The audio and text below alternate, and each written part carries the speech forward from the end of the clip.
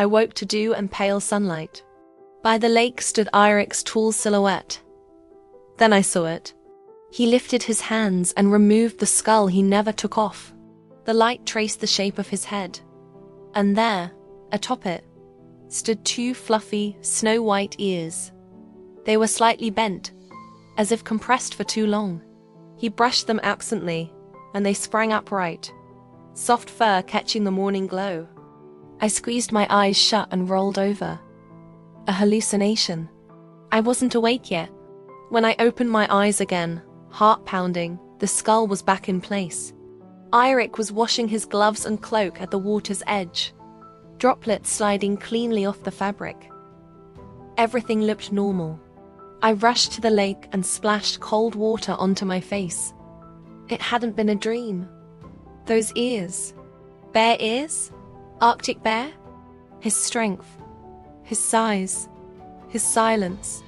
The way innocence sometimes slipped through the cracks of his ferocity.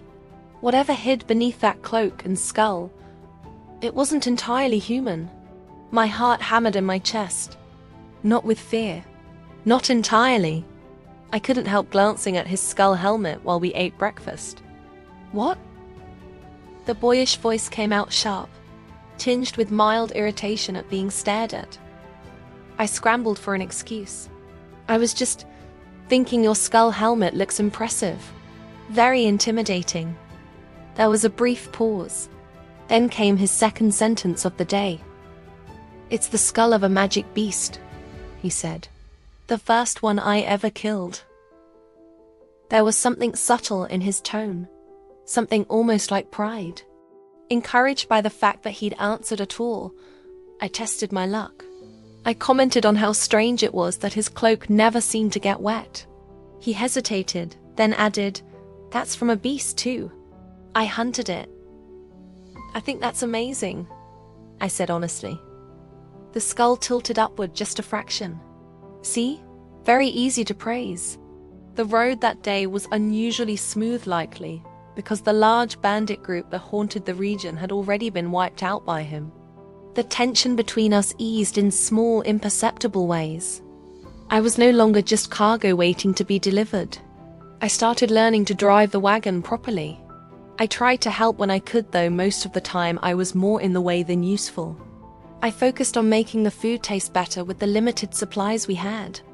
He didn't stop me. In fact, when the meat turned out especially well, he made a soft, satisfied sound, something between a hum and a quiet puff of breath. We never spoke about what I'd seen that morning. I pretended I hadn't noticed. He kept wearing the skull, but somewhere between shared meals and shared danger, a fragile alliance formed, one built on food, silence, and safety. That night, I leaned against him again by the fire. His cloak blocked the cold. Up close, it carried a clean scent, something like sunlight on snow, leather, and animal fur. Not unpleasant at all. Pradala, the noble who bought me. The fate waiting at the end of the road. Those thoughts once crushing felt distant now. We had survived magic beasts, massacres, the collapse of an entire mercenary company, and the revelation that my companion might not be entirely human. 2 wagons of valuable cargo and monster remains sat nearby, and the one in control of all of it, of my life included, was this quiet giant with a boy's voice and soft, hidden ears. I touched the 2 gold coins tucked away in my skirt's inner pocket, then glanced at him. Fed and resting, he looked strangely calm, almost blank. Once, I thought the rattling cage was the worst fear this world could offer. Now, walking freely beneath an endless sky, I realized the truth. The world outside the cage was vast enough to be terrifying. This was the world I had been sold into. Harsh. Wild. Nothing like the gentle, ordered life I once knew. And yet when Eirik drove his wagon beside mine, wheels creaking steadily over the earth, I leaned against the rail and stared up at the open sky. Something tight inside me loosened. He allowed our wagons to travel side by side now. With the distance gone, I began speaking more. Carefully at first. The monster who tore beasts apart with his bare hands, who terrified bandits into flight, turned out to be surprisingly talkative, if you chose the right topic. Like his cloak. "This is from an ice below beast," he said, in that unmistakable boyish voice, faint pride slipping through. "They live under glaciers. They carve holes in the ice and wait. When prey walks past, whoosh, they drag it down. The water freezes you solid, long for soaks and pulls you under. But this skin doesn't. Short coat. Water slides right off." He spoke more in that moment than I'd heard in days.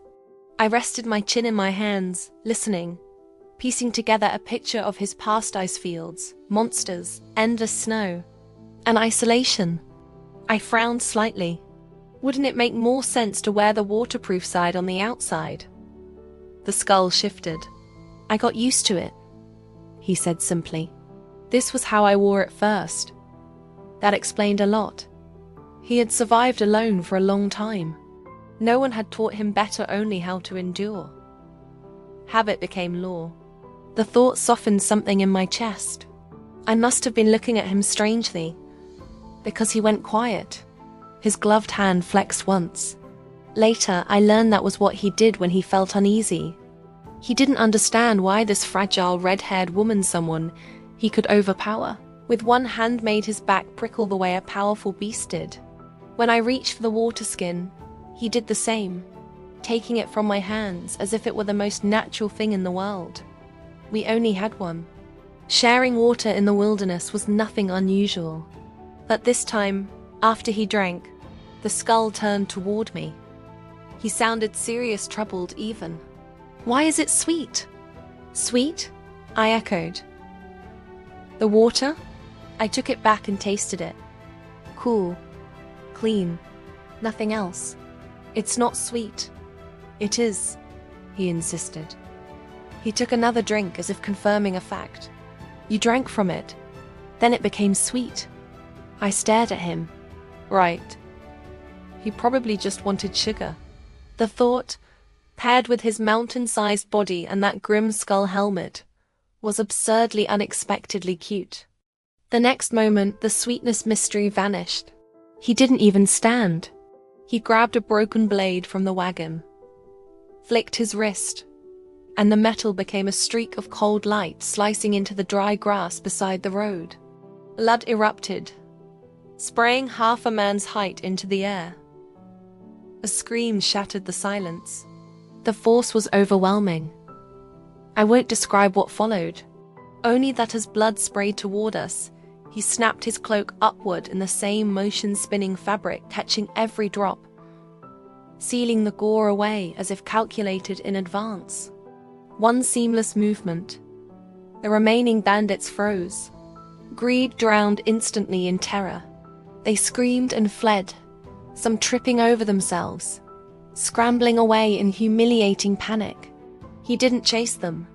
Against the ridiculous backdrop of their retreat, he jumped back to his wagon, corrected the reins, guided the horses back on course, and picked up the water skin again, returning calmly to the interrupted discussion. "You drank from it," he said. "Then it became sweet." "Why?" I was still staring at him when I noticed the small splash of blood on his skull helmet. "There's blood on your helmet." I pulled out a cloth and leaned across the gap between our wagons, wiping it away carefully. The touch had been light, barely felt through the skull, but his thoughts went blank all the same. When he recovered, it felt wrong to keep asking about sweet water. So he folded his arms, leaned back, and began resting, wearing his best imitation of a cold, mature mercenary. As we drew closer to Pradara, my unease grew. After days of hesitation, I finally spoke by the fire. "Eirik, the Golden Lion Company is gone. You're the only one left. Why are you still delivering the cargo?" "I promised," he said simply. "But the captain is dead." "The contract." "I promised," he repeated. What does that have to do with him dying? His logic was painfully straightforward. "Do you really have to deliver it?" "Yes." My heart sank. I stared into the fire.